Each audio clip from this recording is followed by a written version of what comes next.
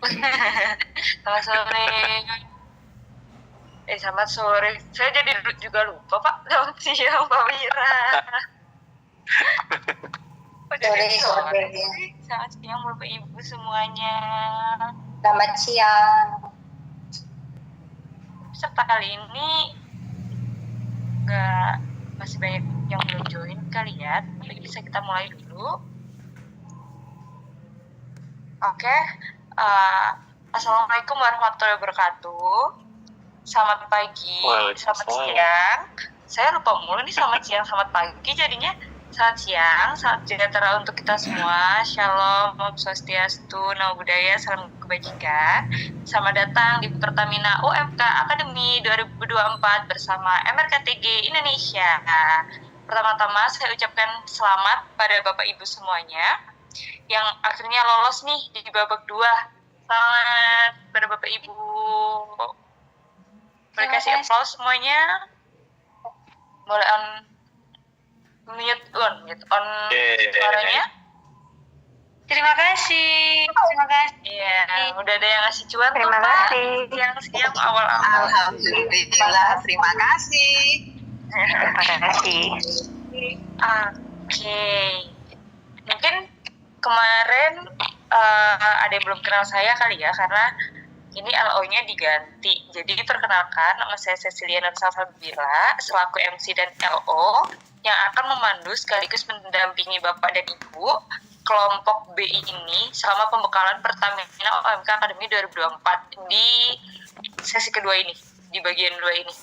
Nah, seperti biasanya nih, saya bacakan dulu peraturan-peraturannya. Yang pertama, Bapak dan Ibu dimohon untuk menyalakan kamera selama kelas berlangsung dengan menggunakan virtual background yang telah ditentukan. Kemudian Bapak dan Ibu diharapkan dapat berpartisipasi aktif selama sesi kelas berlangsung karena akan ada penilaian keaktifan dan partisipasi selama rangkaian acara berlangsung. Selanjutnya, jika Bapak dan Ibu memiliki pertanyaan selama sesi, silakan ajukan melalui chatroom terlebih dahulu selama sesi materi. Kemudian semua pertanyaan nanti yang udah diajukan nih di chat Zoom akan dibahas dalam sesi diskusi setelah materi selesai. Pastikan mikrofon Bapak dan Ibu dalam keadaan mute selama kelas berlangsung, kecuali jika saat sesi diskusi. Kemudian izinkan saya untuk menjelaskan secara singkat mengenai rangkaian pembekalan Pertamina UMK Academy 2024 Region Jawa Timur, Bali, dan Nusa Tenggara. Yang pertama, rangkaian pembekalan Pertamina UMK Academy 2024 Region Jawa Timur, Bali, Nusa Tenggara akan dilaksanakan dalam 2 bagian. Yang pertama, yang bagian kedua ini nanti ada 4 modul. Terdiri dari modul 4 hingga modul 7 dan 1 sesi diskusi. Jadi nanti diskusinya cuman ada 1 aja dan kelasnya cuman siang aja ini. Kemudian peserta pembekalan Pertamina UMK Academy 2024 akan dinilai selama seluruh rangkaian berlangsung. Penilaian dilakukan dalam aspek kehadiran, partisipasi, keaktifan, dan pengerjaan tes. Jangan lupa ya Bapak Ibu untuk mengerjakan post-test, pre-test maupun post-testnya. Kemudian hanya peserta yang menunjukkan komitmen, partisipasi, dan motivasi yang tinggi yang dapat melanjutkan rangkaian pembekalan ke tingkat nasional. Nah, jangan lupa ya Bapak Ibu buat terus aktif di kehadirannya, partisipasi, keaktifan di chat Zoom boleh. Dan jangan lupa nih yang paling fatal, jangan lupa ngerjain pre sama post testnya. Oke. Kemudian saya menjelaskan tentang challenge. Nah, ada challenge lagi. Mungkin challenge-nya masih sama seperti kemarin. Pasti semuanya udah nge-follow akun Instagram @gen_umkm dan @rumahbumn.pertamina. Ya enggak, Bapak Ibu udah follow ya semuanya ya? Sudah. Oke, sip. Selanjutnya jangan lupa buat post perkenalan produk di feed IG. Masing-masing peserta memposting produk yang dimiliki di IG Feeds dengan membuat foto dan caption yang menarik. Kemudian jangan lupa buat di-tag di akun Instagram keduanya, @gen_umkm dan @rumahbumn.pertamina. Jangan lupa hashtag-hashtagnya yang kayak udah ditulis di di layar. Selanjutnya, masih ada buat IG Reels pengalaman mengikuti kelas. Setiap peserta membuat video pengalaman selama mengikuti kelas. Kemudian peserta perlu memberikan kesan selama mengikuti kelas UMK Academy dalam video yang dibuat dan di-tag ke 2 akun tersebut. Dan jangan lupa hashtag-nya ya Bapak Ibu. Oke. Nah, sudah paham semuanya ya Ibu ya? Mungkin challenge-nya masih sama nih. Oke. Kemudian, saya akan bacakan rundown pembekalan Pertamina UMK Academy 2024. Yang pertama ada pembukaan, pembacaan peraturan kelas, penjelasan penilaian rangkaian pembekalan Pertamina UMKM Akademi Regional, kemudian pengerjaan pretest, dan pembacaan profil pembicara, kemudian materi, sesi tanya jawab, foto bersama, dan penutupan. Oke, karena coach kita sudah hadir nih. Udah siap? Di mana Coach Wira? Boleh Coach Wira? Apakah suara saya terdengar? Oh, jelas banget. Oke. Kita pretest dulu kali ya Coach ya. Nanti Oke. Oke. Bapak Ibu, jangan lupa disiapkan ya. Karena sebelum memulai kelas ini, kita ada pretest dulu. Nanti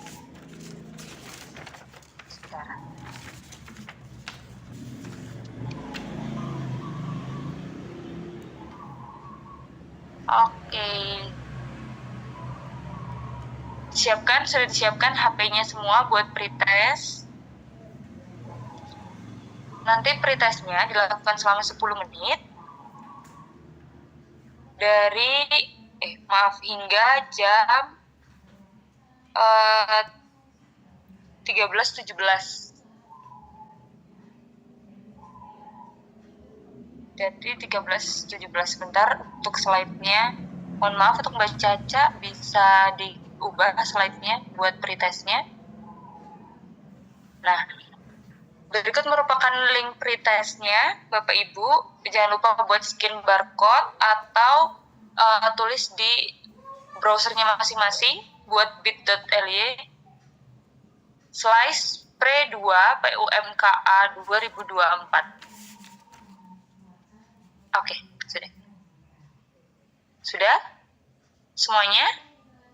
Sudah masuk ke link?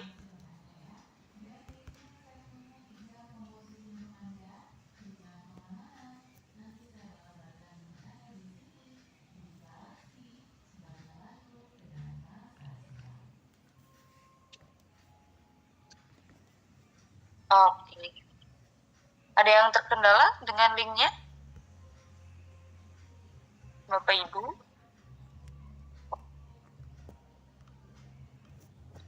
Belum masuk, Bu. Belum Ya. ada di kolom chat. Nggak di-share. Oke, saya share ya. Sebentar ini untuk linknya.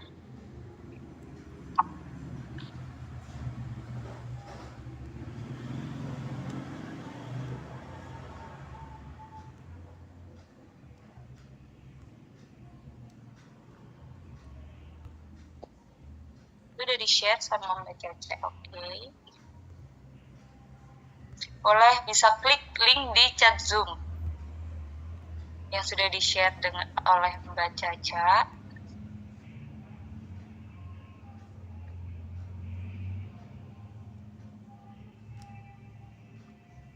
Nanti pengerjaannya hingga 13.17 ya Bapak Ibu. Kami tunggu buat ngerjakan pretest. Jangan lupa berdoa dulu.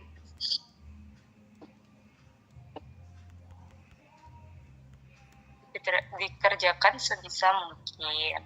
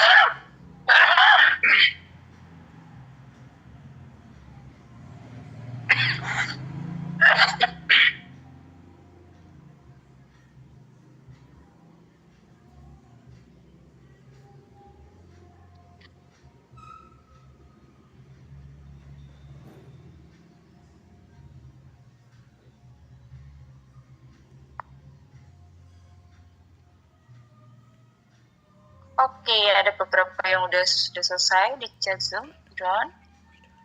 Nanti Bapak Ibu bisa bilang nih ya kalau udah selesai apa belum, atau yang terkendala juga bisa bilang di chat Zoom maupun open mic.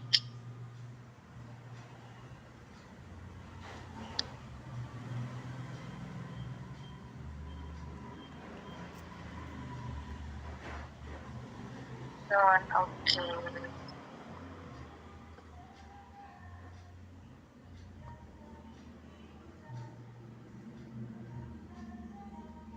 Ya kakak. Wih, mantap, dapat 90, keren.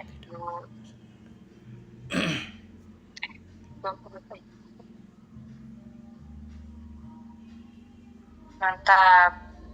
Pak Ikhwan Akbar 90. Dadot. Oke.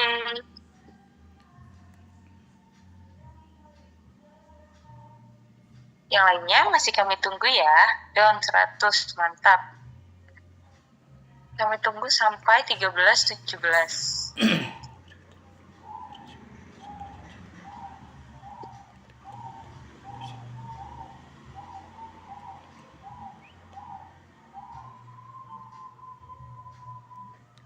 Untuk yang telat masuk, bisa jangan lupa buat ngisi pretest dulu.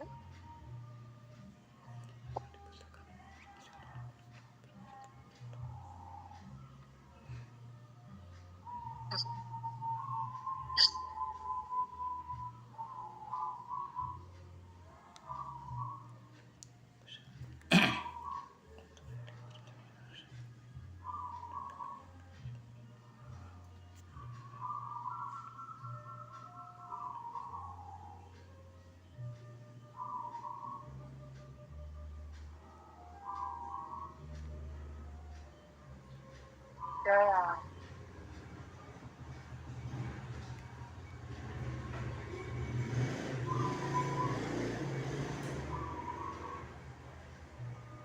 Wow, cepet-cepet ya Bapak Ibu kalau kerjainnya keren.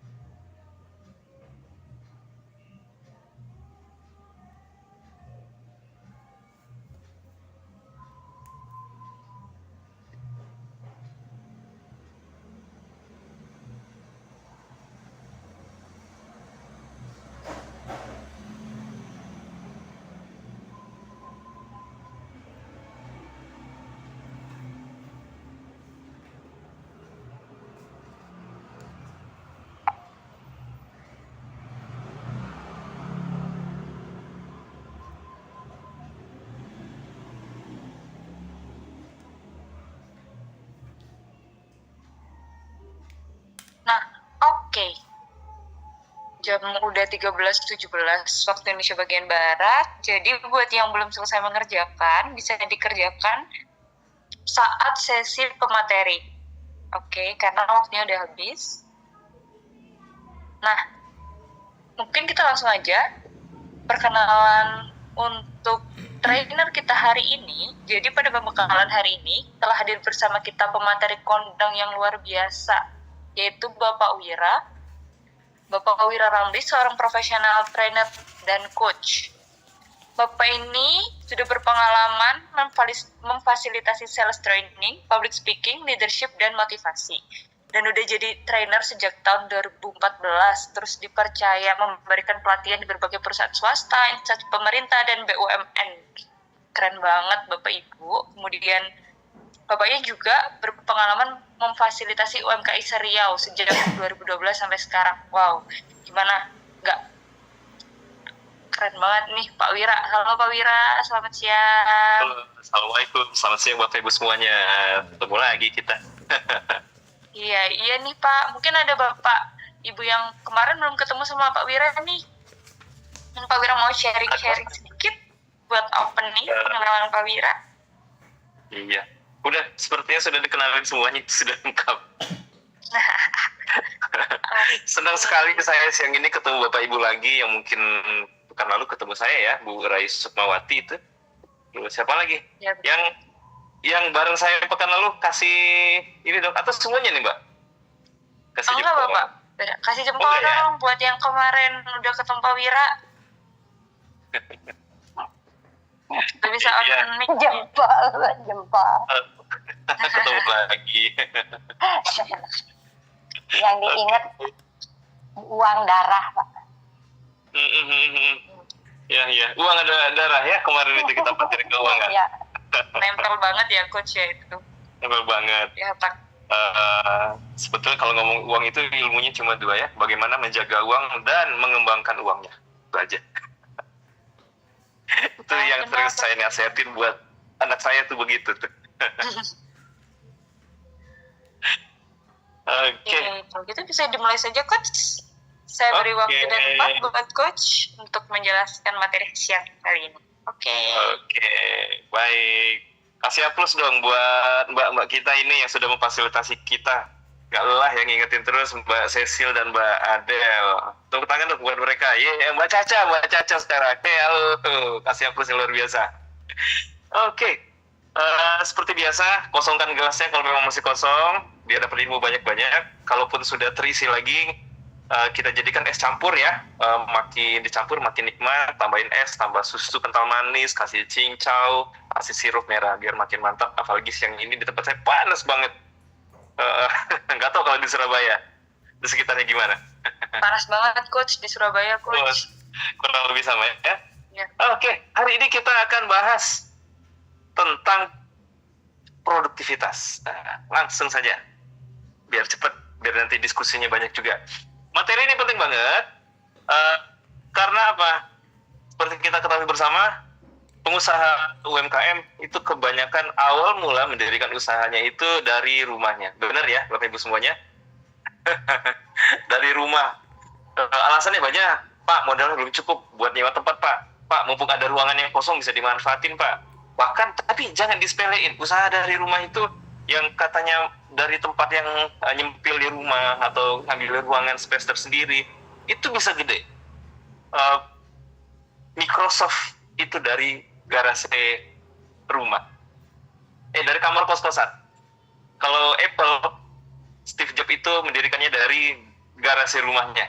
Nah, jadi berbahagia lah ya. Kita sedang ngikutin jejak mereka yang jadi besar. Dan mereka jadi besar itu salah satunya selain paham bisnisnya sendiri, mindsetnya siap, paham ilmu uangnya juga, mereka juga termasuk pebisnis yang produktif. Nah, hari ini kita akan bahas tentang produktivitas UKM itu sendiri. Biar Bapak Ibu lebih bisa memaknai pepatah dari Asli ya, time is money. Time is money. Jadi, pekan lalu pun saya sempat bingung dikit. Kita kalau sudah namanya buka usaha, walaupun kelasnya masih kecil, niatnya miliaran, ketika hari itu kita launching, itu argonya sudah jalan. Nah, argonya sudah jalan. Maksudnya apa nih? Pengeluarannya itu sudah jalan, biayanya, energinya, tenaganya itu sudah jalan. Artinya ada yang kita keluarkan. Nah, sekarang kita berpikir bagaimana masuknya sekarang. Sepadan nggak dengan yang sudah kita keluarkan? Makanya kita bicara tentang panduan usaha produktif, biar Bapak Ibu semuanya makin mantap pulang selepas mengikuti PUMK 2024 ini. Scale up-nya makin cepat. Seperti yang nanti kita contohkan ya, ada kisah-kisah sukses yang kita ketahui bersama. mereka itu bisa besar juga karena mereka itu produktif. Produktif terhadap apa? Waktu. Kita akan bahas itu nanti. Nah, saya berangkat dari sini dulu. Ini ada Pak Menteri Teten Mas Duki.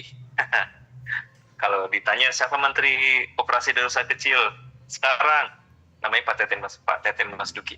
Beliau cerita begini, Bapak Ibu semuanya, dalam berbagai macam acara kewirausahaan, mulai dari kampus, di level mahasiswa, sampai di level UKM, beliau selalu mengatakan Indonesia itu masih tertinggal.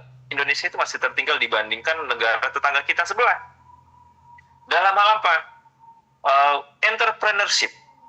Ternyata keberadaan kita itu juga menjadi salah satu indikator negara NKRI tercinta ini disebut negara maju. Maksudnya gimana Pak Wira? Nah, saya mengutip kalimat Pak Teten. Suatu negara itu dikatakan negara maju apabila UKM-nya itu minimal besar sama dengan 4%. Minimal besar sama dengan 4%. Dan hari ini Bapak Ibu semua, Indonesia itu angkanya belum nyampe 4%. Kita masih di 3,47%.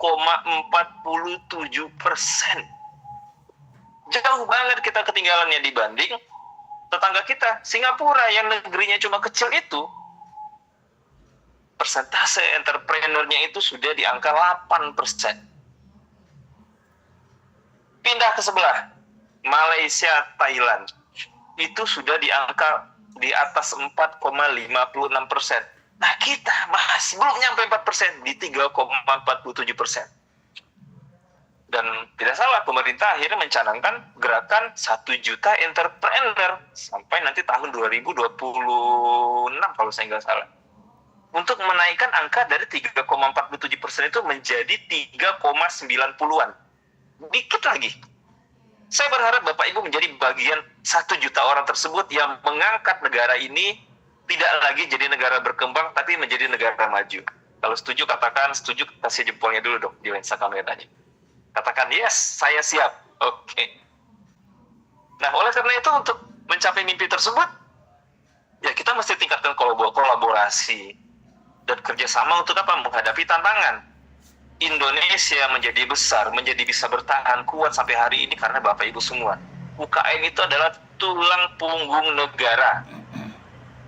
Memang transaksinya nggak banyak, tapi pelakunya banyak jutaan orang. Dari Sabang sampai Merauke. Kalau dihitung nilai transaksinya, itu luar biasa besar sekali. Jadi memang nggak salah, akhirnya pemerintah itu demi mewujudkan 1 juta entrepreneur tadi, membantu UKM-UKM ini mengatasi tantangannya. Contohnya apa? Seperti hari ini ya, lewat BUMN, mental kewirausahaan disiapkan, usaha-usaha yang sudah berjalan dibantu, dibekali ilmu, modal juga segala macam, apalagi akses permodalan, informasi itu diberikan semuanya. Biar apa? Biar kita makin gede. Dan paling penting lagi apa? Bapak Ibu semuanya juga disiapkan lagi untuk menghadapi namanya digitalisasi bisnis. Seperti yang saya lakukan dengan teman-teman di Pekanbaru tahun ini, kami sibuk memberikan pelatihan digital marketing itu buat pelaku UMKM di tempat saya terutama ya. Demi apa? Agar kita betul-betul siap kuat menghadapi berbagai macam tantangan UMK yang ada di depan mata. Kita mesti menjadi tuan rumah di negeri sendiri. Kok kayak gitu Pak Mira? Oh iya, diteliti lagi loh Bapak Ibu. UMK kita ini banyak lahir itu mereka sibuk menjualkan barang-barang dari luar sana. Sementara negara kita ini kurang apa sih? Sumber dayanya banyak. Tapi faktanya UMK yang banyak itu juga banyak menjualkan barang dari luar. Nah, beli dari luar, diolah di sini, dikemas di sini, dijualin lagi di sini. Ya uangnya balik lagi buat mereka. Tapi negara kita ini sebetulnya kuat sumber dayanya.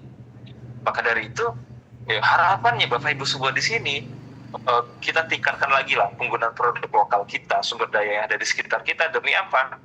Biar uangnya itu mutarnya di negeri kita sendiri, biarkan mereka yang belanja. Pengennya begitu ya, insya Allah bisa. Nah, ini tantangan UMK kita sekarang. Dan pemerintah, alhamdulillah, sampai hari ini masih mensupport, sangat-sangat mensupport sekali untuk itu. Dan sebelum saya bicara tentang produktivitas, yuk kita review lagi materi pertama kita. Masih ingat ya pola pikir kewirausahaan? Seorang entrepreneur itu apa? Orang yang pandai mencari peluang. Ingat, di dalam kata peluang ada uang. Di dalam kata peluang ada uang. Itu entrepreneur. Bagi mereka apa? Mereka bisa mengidentifikasi situasi, mengidentifikasi perubahan, dan dari sana mereka membaca sebuah masalah yang dia pecahkan lewat solusi. Solusinya apa? Solusi yang mulai dari yang sederhana sampai solusi yang inovatif. Lalu apa? Biar dieksekusi peluang yang ada uang itu jadi uang, tentu dibuat strategi yang pas pula sehingga produknya jadi dan bisa berdaya saing yang tinggi di pasar. Buat apa sih? Buat menangkis produk-produk yang datang dari luar itu. UMK kita mesti berpikir seperti ini. Peluang ada, diolah, kasih ide yang kreatif, biar punya daya saing yang tinggi. Sehingga apa? Kita betul-betul siap menjadi tuan rumah di negeri sendiri. Apalagi nih, seorang entrepreneur bukan orang nekat. Saya ulangin, seorang entrepreneur bukan orang nekat. Tapi mereka adalah orang-orang yang bisa mengelola resiko. Masih ingat kemarin cara mitigasi risiko? Ketika kita sudah membaca sebuah ada risiko di depan mata kita, kita bisa pilih sesuai dengan kondisi kita. Apakah kita menahan risiko tersebut sambil kita terus bisa lewat, atau mengalihkan risikonya biar nggak kita semua yang tanggung sendiri, atau ya kita hindari sekalian biar kita nggak bonyok. Nah, di sini kejelian seorang entrepreneur itu bisa mengelola risikonya. Mereka paham bisnis itu ada risiko, mau skala kecil pasti besar, dan mereka adalah orang-orang yang berani mengambil risiko di bisnisnya. Langkah-langkahnya itu bijaksana, terukur, sambil mengelola risikonya dia juga bisa baca peluang lagi di sana, sehingga apa? Risiko tersebut dianggap sebagai sebuah ujian yang membuat mereka itu bisa naik kelas. Kan enak ya begitu ya. Jadi kita itu jalan nggak sembarang. Termasuk belajar kita selama pekan kemarin dan pekan ini juga belajar untuk itu. Kita bisa kelola risiko kita dengan baik. Harapannya kita bisa scale up, naik kelas. Dan paling penting lagi Bapak Ibu jangan lupakan, entrepreneur itu wajib bisa kolaborasi. Sumber daya ada di mana-mana. Uang, orang, modal, tenaga, ilmu. Kenapa enggak kita satukan bareng-bareng? Kenapa enggak kita gabungkan? Biar apa? Biar kita kuat. Sukses bareng-bareng itu enak. Nah, di situ kuncinya. Kolaborasi untuk apa? Besar bersama, enggak besar sendirian. Manfaatkanlah keahlian dan sumber daya yang ada dari berbagai pihak, jadikan satu jaringan yang kuat, biar kita itu maju bersama. Nah, pola pikir entrepreneur ini yang harus kita bangun, kita pelihara, kita jaga terus di mana-mana. Kita nggak jalan sendiri, tapi ajak orang bisa jadi sukses sama-sama. Nah, pertanyaan saya buat Bapak Ibu semuanya. Menurut Anda, Bapak Ibu sekalian yang saya cintai, menurut Anda, apa yang bisa dilakukan untuk menjadi UMK yang produktif? Mohon bantuan chat, jawab dulu di chat. Saya mau cek 1-2 pertanyaan, 1-2 jawaban lah. Menurut Bapak Ibu semuanya, apa yang bisa kita lakukan untuk menjadi UMK yang produktif? Yuk, mangga. Saya mau cek dulu nih jawaban di chat roomnya. Nanti biar saya bacain. Oke, silakan. Apa yang Bapak Ibu bisa lakukan untuk menjadi UMK yang produktif? Setiap hari produksi barang, produktif banget ya. Berinovasi, punya planning Pak Wira, sip, mantap. Berinovasi terus, konsisten, berani mencoba hal baru. Oke, product development, yes. Inovatif dong Pak, inovatif, wow. Terus menciptakan konsisten dalam produksi dan marketing. Oke, makasih jawabannya. Nah, untuk itu nih materi kita hari ini nih. Produktif kita itu terarah. Ya jelas dong, namanya kita produksi sendiri ya mesti produksi barang ya, namanya produktif gitu. Tapi kita belum bahas kesananya juga. Nah, yuk. Jawabannya tidak ada yang salah tadi. Makasih untuk jawabannya. Untuk bisa produktif itu diperlukan konsistensi dan keterampilan dasar untuk menjadi UKM yang produktif. Kita nggak bicara soal saya itu setiap hari produksi barang. Kita nggak bicara itu. Kita juga nggak bicara, Pak Wira, kita mesti inovasi, Pak. Seperti jawaban yang saya baca tadi. Oh, tidak juga. Tapi ada keterampilan dasar yang diperlukan agar kita bisa betul-betul disebut produktif. Kenapa demikian Bapak Ibu semuanya? Dalam bahasa Inggris, bisnis itu ejaannya business gitu ya. Benar ya? Bisnis itu dibacanya kan tulisannya business gitu ya. Jangan sampai business itu BUS-nya itu berganti jadi BUSY. Kita disibukkan oleh bisnis kita, tapi outputnya tidak sesuai dengan yang kita harapkan. Saya ulangin, jangan sampai kita disibukkan oleh bisnis kita, tapi outputnya itu tidak sesuai dengan yang kita harapkan. Kalau kita bicara soal produktivitas, artinya apa? Produktivitas itu ada produktivitas yang benar-benar dikatakan produktif, di mana ada input, ada output. Outputnya itu besar, tidak nombok, tidak minus dibanding masukannya. Kalau masukannya 10, saya pengen keluarannya 20. Maka ada selisih positif 10 yang saya dapatkan. Tapi jangan sampai terjadi sebaliknya. Kita malah tidak produktif, disibukkan oleh bisnis kita sehingga lupa atau untuk abai mengerjakan yang lain. Kan salah satu kendala dari UMK yang baru berdiri adalah, Pak, kami ini sudah disibukkan di dapur Pak, di dapur produksi Pak. Kapan lagi Pak waktunya untuk belajar marketing Pak, digital marketing Pak? Kapan lagi untuk berjejaring Pak, untuk kolaborasi? Sebetulnya bisa kita melakukan semua itu, asalkan apa Bapak Ibu semuanya, kita punya keterampilan dasar untuk menjadi UMK yang produktif. Nah, bagaimana keterampilan dasarnya itu akan kita bahas nanti di bagian terakhir. Sekarang saya mau cerita dulu nih soal Ink Pawon. Nah, Ink Pawon ini adalah jamu kekinian yang berkhasiat. Didirikan oleh Dr. Agnes Sukanti Niken Puspitarini. Ink Pawon, jamu kekinian berkhasiat. Sejarah mulanya itu, kenapa Bu Dr. Agnes ini pengen akhirnya membuat Ink Pawon adalah, beliau ini hobi minum jamu, tapi sulit mendapatkan jamu yang menurut beliau itu berkualitas. Dan pengennya itu jamunya itu tidak hanya dinikmati oleh kalangan yang tua saja, tapi anak-anak muda pun bisa minum jamu juga yang enak. Maka beliau mendirikan Ink Pawon. Jamunya ini berkualitas dan enak, bisa dinikmati oleh tua dan muda. Nah, sekarang omset bulanan Ink Pawon itu minimal 25 juta rupiah. Rahasia sukses beliau ketika diwawancara adalah beliau mampu mengelola waktu dengan tepat, dengan efisien tentunya. Kalau kita bicara produktivitas, pasti kita bicara efektif dan efisien.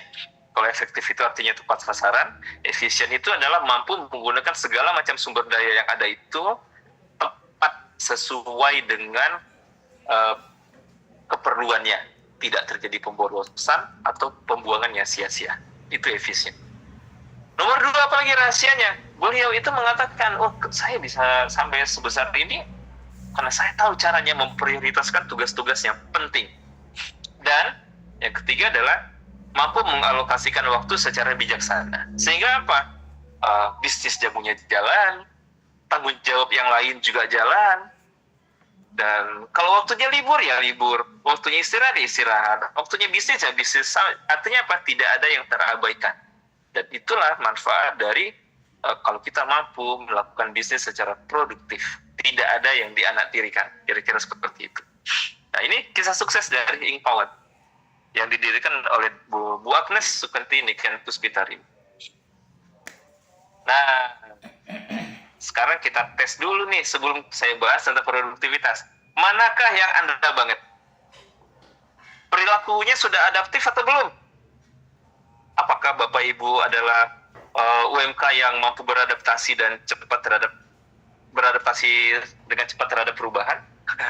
Kalau iya kasih jempol di kamera. Kalau nggak usah. Atau kasih reaksi juga boleh. Siapa nih yang adaptif gitu, mampu berperilaku adaptif? Kasih reaksi atau kasih jempol, saya mau lihat. Siapa? Oke. Yang kedua ya, di chat nih pada ngisi nih. Oh, mantap. Saya keren. Oke. Sekarang yang kedua nih. Ini ciri-ciri UMK yang produktif. Terus, siapa di sini yang sudah merasa, Pak Wira, saya sudah punya komitmen, Pak. Untuk apa komitmennya? Komitmen terus belajar dan berkembang. Kalau memang ini Anda banget, kasih jempolnya lagi. Boleh di chat atau boleh di lensanya unjukin ke saya. Siapa lagi? Wes, mantap. Ada Pak, saya Pak dari Bu Leni Kasalen, udah. Wow, Bu Nurul Huda juga sama. Wah, mantap. Bu Lili juga sama, sambal lili ya. Mantap nih. Wah, Bu Gusti Nurul juga. Nah ini Pak, komitmen sih udah Pak, cuma menjalankannya itu Komitmen itu artinya sederhana loh ya Bapak Ibu. Komitmen itu artinya susah senang terus dijalani, itu komitmen. Jadi kalau bicara komitmen nggak soal sesenangnya aja, susahnya juga harus mau. Nah kalau Bapak Ibu masih bertahan sampai hari ini artinya ada komitmen. Susah senang terus dijalani, itu komitmen ya. Sekarang yang ketiga, cek. Berinovasi. Nah, terus nyari cara baru untuk meningkatkan produknya, kualitasnya, layanannya, atau proses bisnisnya. Siapa di sini? Yes, katakan saya. Susah senang melanjutkan. Ya, itu komitmen ya. Saya, kata Bu Rosita tadi, Bu Ratna juga sama. Wah, mantap. Nah, sekarang kita lihat yang keempat. Ciri-ciri keempat. Tahu prioritas. Nah, lo sebelum jawab, mikir dulu nih. Tahu prioritas.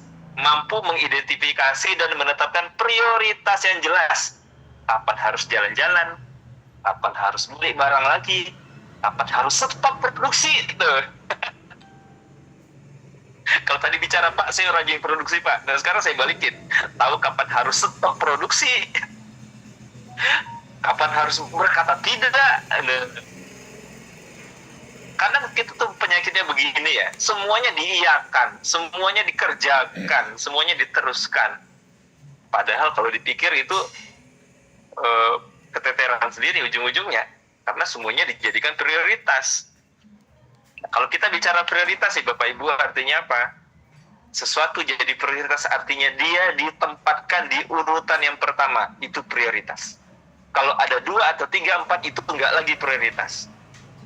Prioritas itu pasti jadi yang pertama di paling atas, itu namanya prioritas.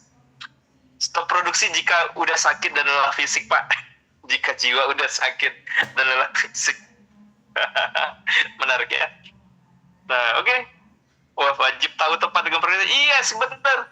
Bapak Ibu semuanya, mungkin ada yang baru ketemu saya hari ini ya. Sumber daya yang kita miliki bersama, siapa aja? Saya juga sama, Bapak Ibu juga sama. Kita itu dikaruniai 3 paling tidak. Waktu, tenaga, dan uang. Prioritas kita berhubungan dengan mengelola 3 hal ini. Waktu, tenaga, uang. Apabila tidak pandai mengelola ini, kita akan hancur sendiri. Prioritasnya harus jelas. Dan ingat, seperti saya katakan tadi, yang namanya prioritas itu selalu ditempatkan di nomor 1. Kalau ada 2, 3, 4 itu nggak lagi prioritas. Oke, bisa dipahamin ya? Konsep prioritas itu begitu. Terus, yang ke-5, efisien. Kita bisa atau terampil mengelola sumber daya yang terbatas. Nggak nunggu semuanya ada dulu. Nggak menunggu semuanya kondisinya ideal. Tapi dengan yang ada sekarang, kita bisa mengelolanya. Sehingga apa? Kita bisa menghasilkan banyak dari sana. Nah, kira-kira seperti itu. Itu disebut efisien. Saya banget, Pak. Yes, ingat. Bisnis itu tergantung modal. Bukan modal tergantung bisnis. Jangan dibalikin ya. Bisnis itu tergantung modal. Artinya apa? Berapa yang ada, itu dulu dimanfaatin. Kalau sudah dapat hasilnya, baru kita keluar duit untuk belanja lagi. Nah, itu prinsipnya efisien. Jadi kalau kita mikir-mikir, nunggu semuanya ada dulu, ideal dulu semuanya, ya kita nggak mulai-mulai, Pak. Awal jualan tanpa foto produk, langsung terjual 100 kilo. Mantap. Makasih Bu Liman Dewi. Benar sekali Bapak, kami manfaatkan modal yang kami miliki untuk menurut saya. Yes, saya itu coach. Nggak punya modal tetap berani berbisnis. Yes. Oke. Nah, ini di antara ciri-cirinya ya, yang produktif. Kalau kita sudah punya 5 semua ini, alhamdulillah. Nah, sekarang kita fokus pada 2 yang terakhir. Kita belajar sekarang itu untuk tahu prioritas dan bagaimana menjalankan bisnis secara efisien. Sehingga apa? Ingat, tadi Bu Rai Sukmawati bilang, uang itu adalah darah. Benar. Lagi banyak uang itu senang loh. Tapi godaannya adalah untuk belanja ini, belanja ini, belanja ini, belanja itu. Akhirnya apa yang terjadi? Membelanjakan uangnya tidak efisien. Akhirnya boros. Ketika uang yang nggak ada, baru pusing. Malingnya siapa? Kok uangnya hilang? Pasti ada yang bocor ini. Nah, itu yang terjadi kalau nggak bisa ngelola uang dengan baik. Jadi kita fokus pada 2 ini ya. Bagaimana tahu prioritas dan efisien. Dan kalau bicara tentang 2 hal terakhir tadi, pasti kita ngomong manajemen waktu. Nah, pengelolaan waktu yang baik itu kita mampu mendefinisikan prioritas dan penjadwalan aktivitasnya itu sendiri. Dari sejak bangun pagi, itu sudah, jangan ngomong bangun pagi dulu. Ketika mau tidur, itu di kepala kita mestinya itu sudah terbayang. Besok pagi, mulai dari ini. Itu sudah ada dulu bayangannya. Lalu, tinggal tentukan, mana dulu yang kukerjakan ya. Mana dulu yang kukerjakan. Artinya apa? Itu prioritas. Misalkan tadi mau tidur sudah kebayang, oh besok mau ngirim barang. Oh, mau belanja. Oh, mau ngepek barang. Mau ngepek pesanan. Oh, mau menghubungi ini. Oh, mau menghubungi itu. Sudah mulai tuh di kepala kita muncul. Nah, kalau sudah ada, baru ditentukan prioritasnya. Mana dulu yang kukerjakan. Nah, nanti akan saya kasih tahu satu rahasia saya juga tentang prioritas. Kita belajar tentang mengelola waktu. Dan Bapak Ibu semuanya, perlu kita ketahui bersama, mengelola waktu itu artinya bukan mengurang-ngurangin atau nambahin waktu yang sudah Tuhan kasih ke kita 24 jam. Kita semua siapa aja, mau Bapak Presiden, Bapak Menteri, sampai orang di pedesaan terpencil sekalipun, pengusaha besar, pengusaha kecil, jatah kita sama kok. Kita itu dikasih waktu sama-sama 24 jam. Jadi mengelola waktu itu bukan menambahin 24 jadi 23. 24 jadi 26 atau dikurangi 24 23. Terdengar akrab kan keluhan seperti ini? Andaikan saya dikasih waktunya 28 jam pasti ini beres. Waduh, ada yang salah di situ artinya. Bapak Ibu semuanya, mengelola manajemen waktu itu artinya apa? Kita bisa mengelola energi. Itu konsepnya. Manajemen waktu artinya apa? Kita bisa mengelola energi, mengelola prioritas di waktu yang tersedia saat ini. Itu harus kita pahami tentang manajemen waktu. Belajar membiasakan diri untuk apa? Membuat daftar kegiatan yang akan kita lakukan. Idealnya itu dilakukan H-1-nya, boleh sore atau malam sebelum tidur. Pak Wira, kalau saya nggak lakukan malamnya atau sore gimana? Ya pagi-pagi nggak apa-apa. Paling tidak di awal hari kita sudah menentukan tiga hal yang akan kukerjakan hari ini. Dan dari 3 ini, mana yang jadi prioritasku? Artinya apa? Yang kukerjakan pertama kali. Nah, Bapak Ibu, saya kasih satu tips untuk menentukan yang jadi prioritas. Kalimat pertanyaannya begini. Manakah satu hal, misalkan tadi sudah tentukan daftar kegiatan 3 yang penting hari itu ya, manakah satu dari 3 ini, kalau satu hal ini aku kerjakan akan membuat 2 yang lain jadi gampang. Nah, kita fokus kepada satu. Manakah, misalkan kita sudah tentukan 3 nih, manakah dari 3, atau ada 5 mungkin, nggak mesti 3 ya, mungkin ada 5, manakah dari 3, 4, atau 5 ini, satu hal yang kukerjakan pertama kali, kalau ini kukerjakan, maka 4 atau sisanya ini jadi gampang. Itu yang selalu saya pakai sampai hari ini. Sehingga apa? Saya hanya fokus pada hal-hal esensial saja yang paling berdampak yang saya kerjakan. Misalkan begini, kalau hari ini saya masih mengejar namanya omset. maka saya akan berpikir, apa satu hal yang harus kulakukan sehingga pendapatan atau penjualan produkku meningkat. Itu dalam konteksnya penjualan. Gitu. Kalau konteksnya produksi pun sama. Apa satu hal yang harus kulakukan sehingga produksi berjalan lancar. Dan kalau kulakukan, yang lain jadi gampang. Nah, itu yang pertama. Yang kedua adalah, kalau sudah misalkan tentukan tingkat kepentingan. Dengan cara apa? Dengan ajukan pertanyaan seperti yang saya contohin tadi. Mana satu hal yang kalau kukerjakan akan membuat sisanya dari daftar ini menjadi lebih mudah dikerjakan. Itu dia.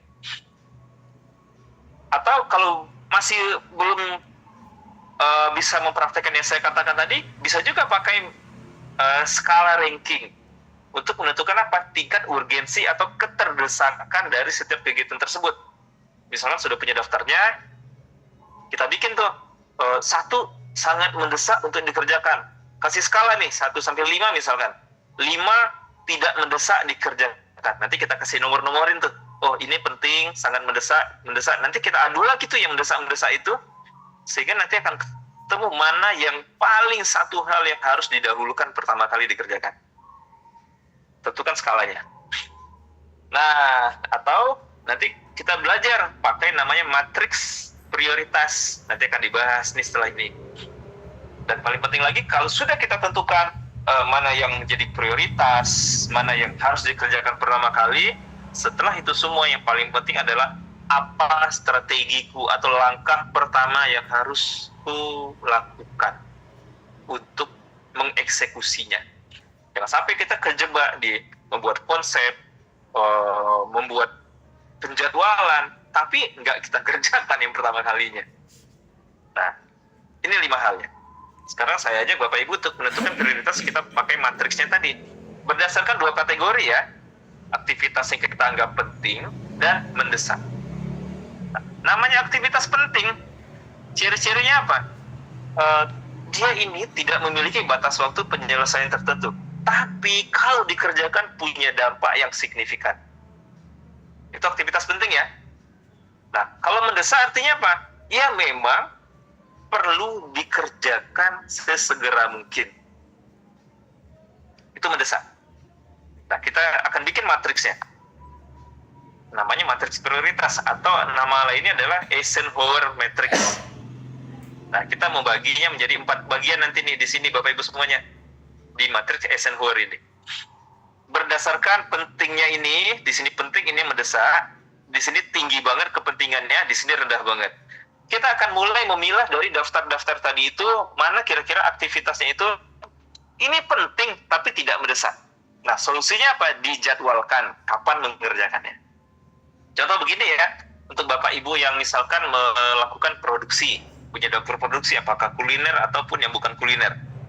Membeli persediaan bahan baku. Memiliki persediaan bahan baku yang memadai itu penting, betul? Betul. Membelinya penting? Penting juga Pak Wira. Tapi pikir-pikir dulu, mendesak nggak untuk dibeli siang ini? Oke, kalau ternyata tidak mendesak karena stoknya masih ada, artinya apa? Ya kita jadwalkan lewat kapan saya akan beli. Cek kontrol barang kita. Dijadwalkan, oh ini masih bisa untuk 3 hari. Oke, berarti 3 hari lagi saya bakal belanja. Penjadwalan. Yang selanjutnya adalah, ini aktivitasnya apa? Tidak penting dan tidak mendesak.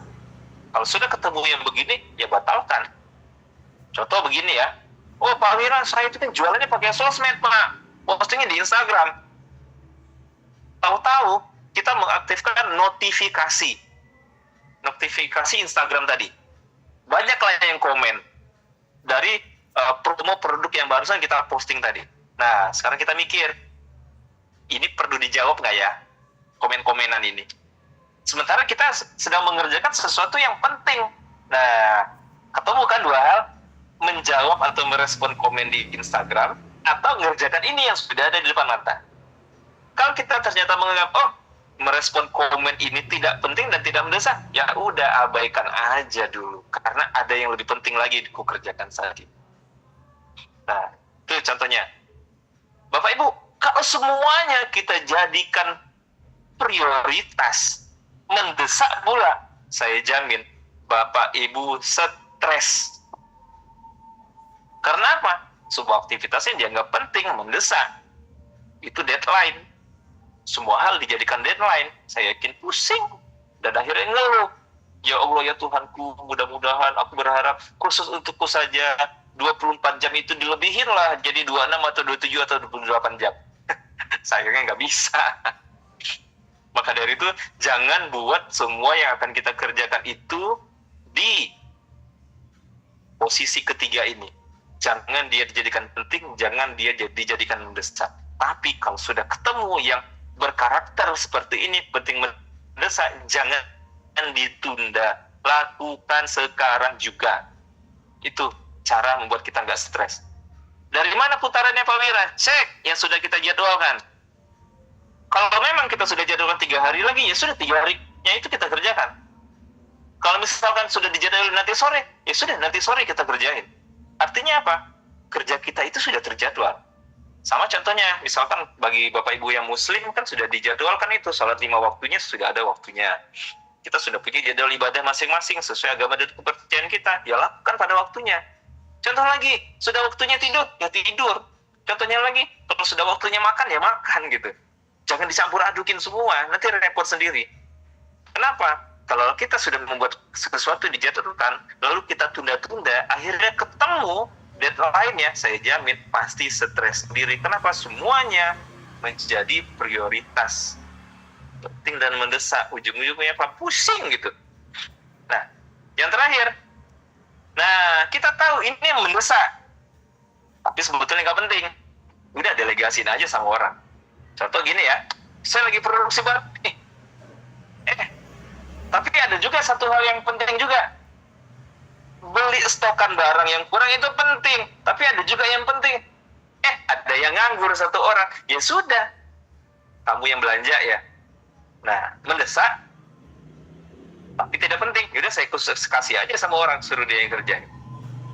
Nah, di sini kita memilah-milahnya berdasarkan 4 kolom dalam matriks prioritas kita. Mana yang kita jadwalkan, mana yang harus kita lakukan sekarang, mana yang kita batalkan, nggak usah dikerjain, sayang waktunya, atau yang perlu kita delegasikan ke orang lain. Sekarang, nih contohnya buat latihan ya. Kita menulis nih kegiatan sehari-hari kita. Menyelesaikan permintaan pelanggan, olahraga, nonton TV, merespon komplain, ngejar deadline laporan, mendengarkan keluhan rekan kerja, menerima tamu tiba-tiba berkunjung, menjawab telepon. Mungkin ini contoh-contohnya yang kita temui setiap hari. Nah, aplikasinya adalah, misalkan begini, di sebelah kini adalah tentang yang penting, pasti iya atau tidak, ini mendesak. Menyelesaikan permintaan pelanggan, penting, kalau iya, iya. Mendesak, tidak, berarti kita jadwalkan. Nah, gitu. Oh, penting, iya, tapi nggak sekarang. Sudah, jadwalkan. Nonton televisi, aduh, masih banyak yang lebih penting daripada nonton TV yang isinya gosip sama sinetron. Ya udah, nggak usah ditonton. Tidak. Merespon komplain dari pelanggan, wah kalau nggak cepat direspon bahaya. Nggak bisa ditunda atau dijadwalkan. Langsung hari itu juga atau saat itu juga. Dia penting dan mendesak, artinya tuntaskan saat itu juga. Begitu seterusnya. Nah, nanti Mbak pendamping kita, Mbak Cecil, Mbak Adel, atau Mbak Caca, itu akan memberikan contoh latihannya untuk diaplikasikan sendiri di rumah. Kira-kira seperti itu. Baik Bapak Ibu semuanya, kalau sudah nanti dikerjakan, tinggal ditaruh tuh di bagian jadwalkan, lakukan, batalkan, atau delegasikan. Ini buat latihan mandirinya. Nah, biar makin mantap, yuk kita tanya jawab saja langsung. Mic-nya saya pulangin dulu ke Mbak Cecil. Silakan Mbak Cecil. Tepuk tangan dong buat kita semua. Oke, tepuk tangan dulu buat kita semua. Tepuk tangan buat Pak Wira juga. Monggo Bapak Ibu, bisa dimulai sesi tanya jawabnya. Bisa ada yang mau bertanya di chat Zoom maupun angkat tangan sekarang nih, boleh. Tunggu. Mbak Cecil, biar nggak bablas. Kita punya berapa menit buat tanya jawab ini, Mbak? Kita punya waktu sampai pukul 14.25 buat sesi tanya jawab. Panjang ya? Ada, kita buka sesi termin pertama dulu ya. Iya. 15 menit, 10 menit pertama dulu lah. Oke. Itu ada Ibu Rati. Sudah ya. silakan. open mic saja, Bu. Oke. Silakan Bu Rati Kusuma Dewi. Oke, selamat siang, assalamualaikum. Waalaikumsalam, Bu. Halo Pak Wira, salam kenal, saya Rati dari Kediri, Bapak. Kediri, Jawa Timur. Wes, Kediri, mantap. Jadi perkenalkan, saya Rati, usaha saya bergerak di bidang makanan dan minuman yang mengolah kebaikan nanas. Karena di Kediri sendiri 80% wilayahnya di lereng Gunung Kelut itu adalah olahan nanas, Bapak Wira. Yap, mantap. Jadi Cenderia mengolah kebaikan nanas menjadi makanan minuman yang bisa dinikmati nggak cuma warga Kediri aja, tapi bisa seluruh Indonesia gitu. Menarik sekali ya, hari ini kita ngebahas soal skala prioritas gitu ya Bapak, karena sering sekali kita yang namanya jadi pengusaha yang apa-apa masih dilakukan sendiri gitu kan ya, mulai dari produksi sampai dengan pemasaran kita masih kayak micromanage gitu. Penting banget sih yang apa yang Bapak Wira jelaskan gitu mengenai skala prioritas dalam menentukan aktivitas kita sehari-hari.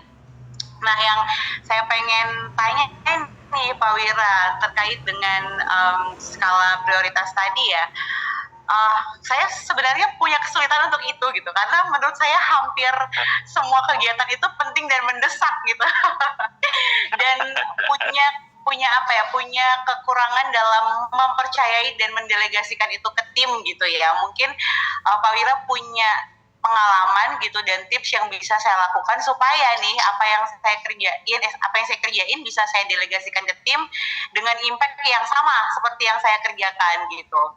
Terus yang kedua, terkait dengan manajemen waktu. Sebaiknya itu seperti apa Bapak Wira? Karena jadi pengusaha mungkin teman-teman semua yang di sini ngerasa ya, kayaknya kita nggak pernah berhenti kerja bahkan 24 jam sehari gitu ya, mau tidur sampai tidur lagi gitu. Yang efektif sebenarnya sebagai entrepreneur seperti apa sih dalam pengelolaan waktu gitu? Apakah kita perlu membuat sebuah journaling juga sebelum tidur atau seperti apa supaya waktunya bisa efektif dan semua pekerjaan kita bisa terlaksana dengan baik. Seperti itu Pak Wira, terima kasih banyak. Oke, makasih Bu Rati. Wah, pertanyaan Bu Rati ini kalau dijawab semua jadi materi baru lagi nih. Oke, bentar ya. Dan memang yang dikatakan Bu Rati tadi itu hampir dialami banyak yang ketika menekuni dunia entrepreneurship, termasuk saya sendiri dulu.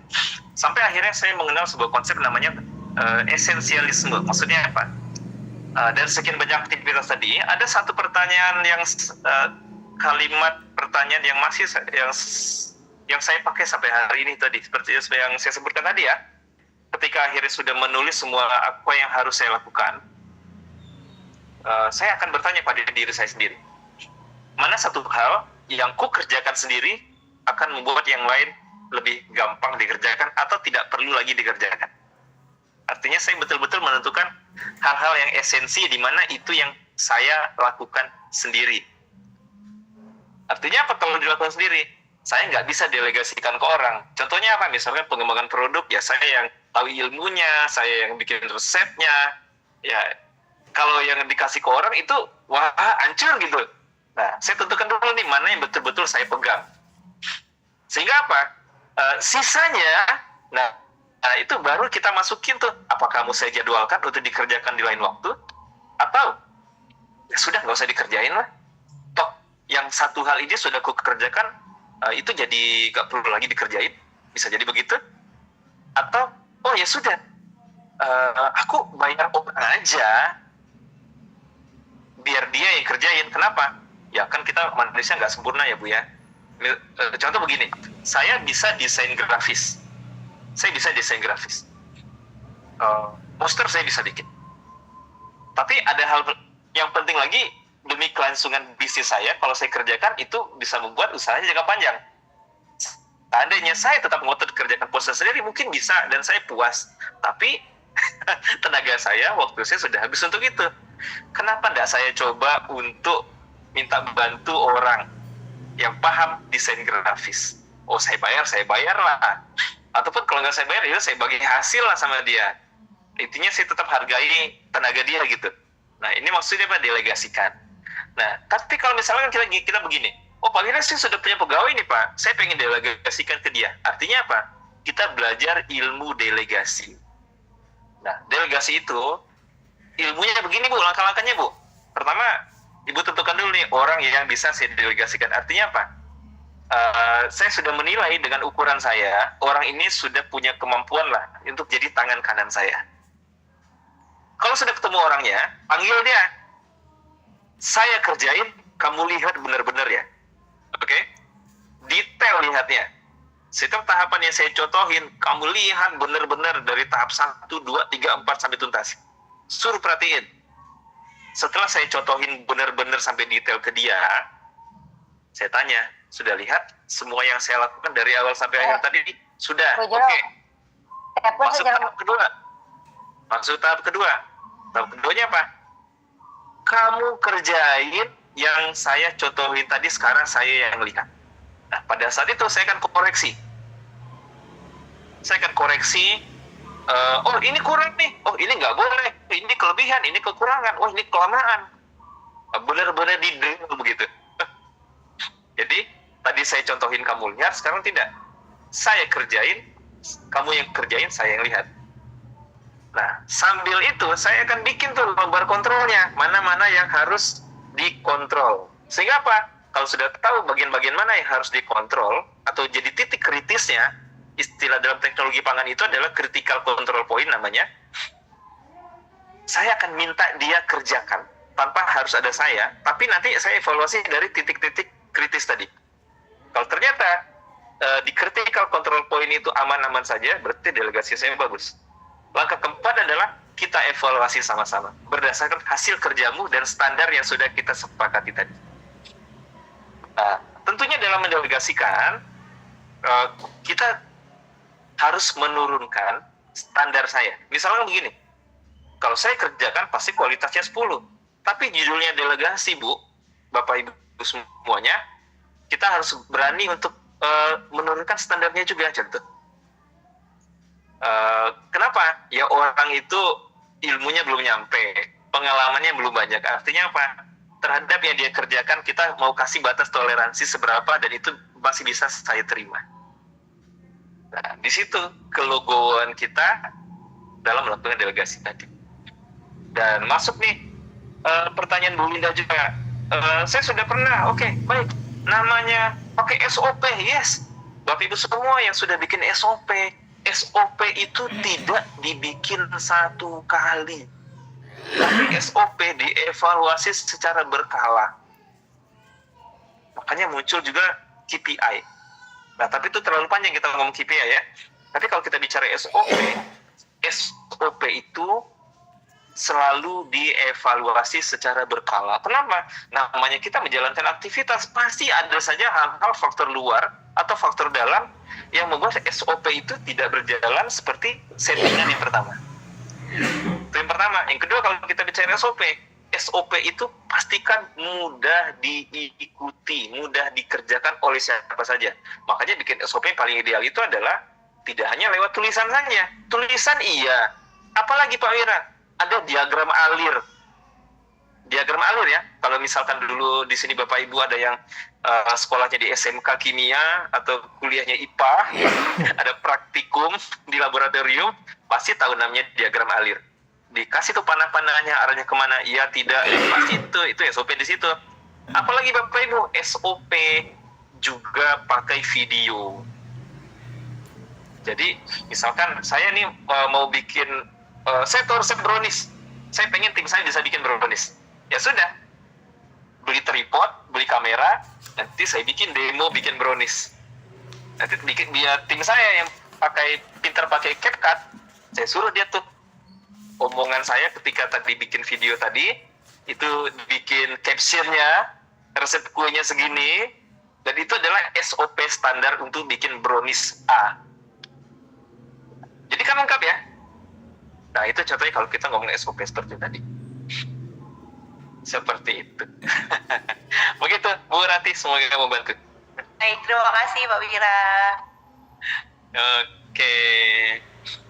Terima kasih berarti. Mbak Cecil, tolong dibantu siapa lagi nih? Nah ini ada saya.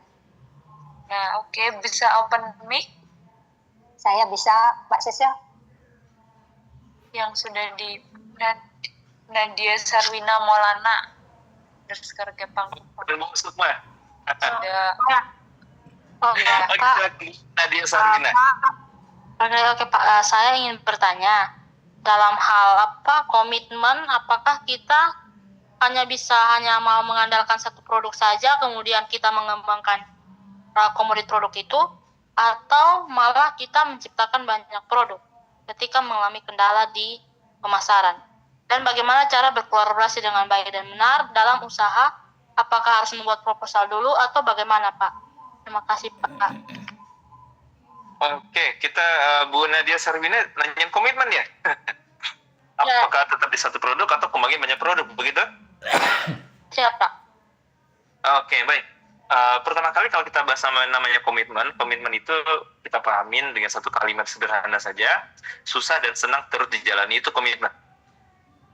Itu apapun ya, mau bisnis, mau berhubungan sama orang, pasangan, tetap komitmen itu artinya susah, senang, terus dijalani.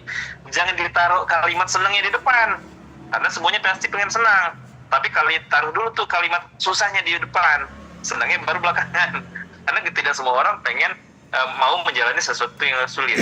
Jadi susah senang jalani bersama. Nah, bicara soal produk, oh saya udah bikin satu produk nih, tapi kok penjualannya nggak bagus ya? Apakah saya harus ganti produk atau tambah lagi produk yang baru? Oh, jangan kesana dulu mikirnya.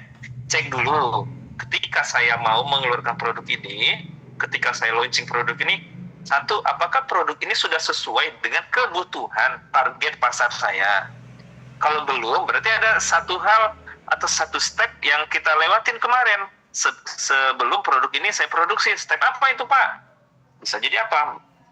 Melakukan yang namanya survei, analisa, membaca kebutuhan. Artinya apa? Kalau teman-teman melakukan yang saya lakukan tadi, kita sudah berpindah mazhab nih. Kalau kita mazhabnya adalah product driven, artinya apa? Kita bikin produk, baru kita tentukan siapa yang bakal beli, nah itu bakal kerepotan. Tapi kalau kita menganut paham satu lagi, namanya market driven, kita membuat produk berdasarkan kebutuhan pasar. Nah, di situ ada kelebihannya apa? Kita hanya menciptakan apa yang dibutuhkan oleh target, sehingga nanti pada saat menjualnya atau melaunching produknya, produk ini sudah lebih mudah ketemu jodohnya. Nah, lalu misalnya, Pak Wira, saya sudah terjadi nih Pak, saya sudah terlanjur bikin Pak. Oke, berarti ini nyambung dengan materi kemarin, creating demand. Kita belajar untuk menciptakan permintaan dengan cara apa? Gunakan sarana promosi yang tepat untuk orang tahu, oh ini produk ada, bisa bantu apa, sehingga apa, orang-orang yang merasa perlu dibantu lewat produk ini, dia datang ke kita, itu menghubungi kita. Kira-kira seperti itu. Begitu Bu Nadia. Oke Pak, terima kasih Pak. Oke, semoga bermanfaat. Nadia habis ini buat Bu Lilik Indriawati, boleh open mic-nya. Silakan Bu Lilik. Assalamualaikum Pak Wira. Waalaikumsalam Bu Lilik.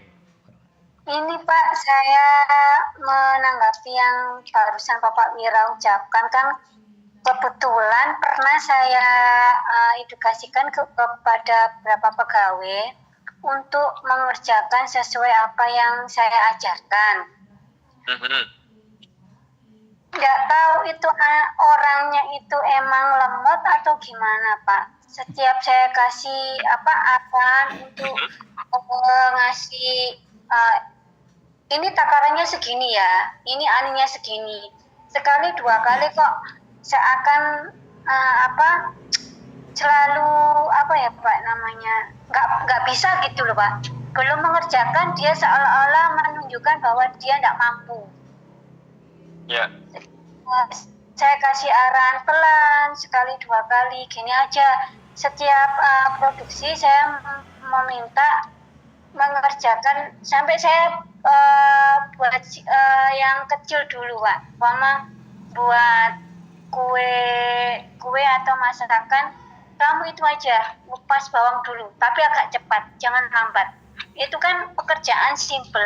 Itu aja hampir sampai setengah jam, Pak.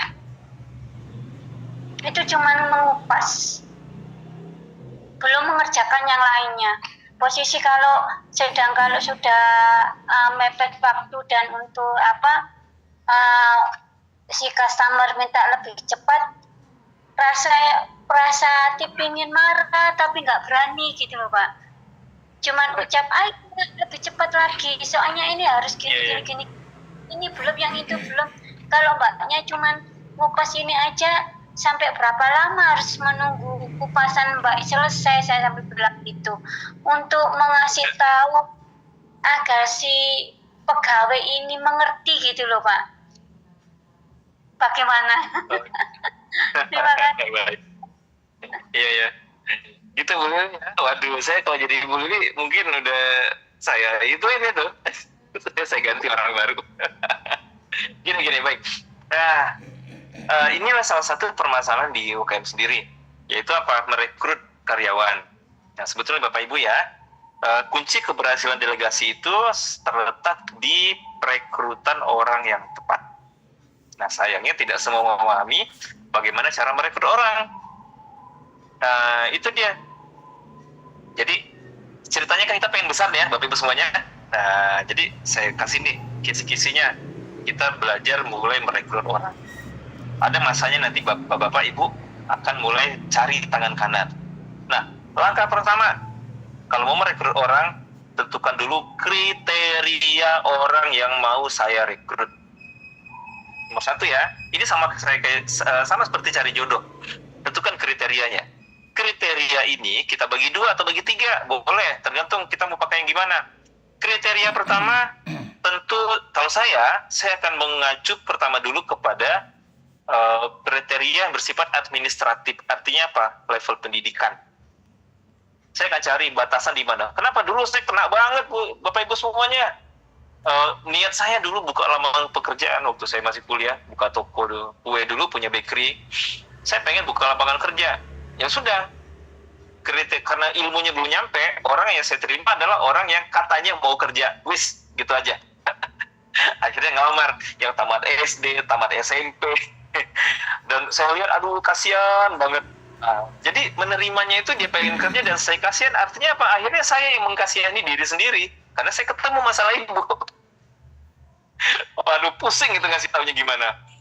Akhirnya saya dan teman-teman, karena kita punya tim, kita sepakatin lah, ini sepertinya nggak bisa lagi kerja sama kita. Ya sudah, kita putusin hubungan kerjanya, pulangin.